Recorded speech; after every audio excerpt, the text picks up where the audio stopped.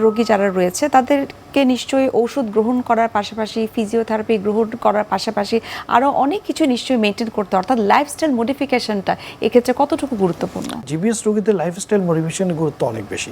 অনেক সময় দেখা যায় রোগী ইনিশিয়ালি হয়তো হাঁটতে পারছে না, তাকে আপনি একটা হুইল চেয়ার কিনে দিলেন, তাকে অ্যাপ্রোপ্রিয়েট একটা স্টিক দিলেন, ওয়াকিং স্টিক কুড রিপোর্ট, তাহলে কিন্তু সে হাঁটতে পারলো এবং হাঁটাতে তার ব্যায়াম হলো, মেন্টাল ওয়েলনেস হলো এবং সে একটা কনফিডেন্স ফেরত পেলো যে সে হয়তো তার জবটা হারাবে না।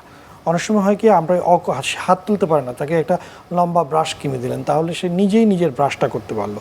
তাহলে এই অকুপেশনাল থেরাপি এবং ইনস্ট্রুমেন্টাল থেরাপির মাধ্যমে আপনি তাকে কিন্তু তার নর্মাল লাইফে ফেরত যাওয়াটা এনকারেজ করলেন।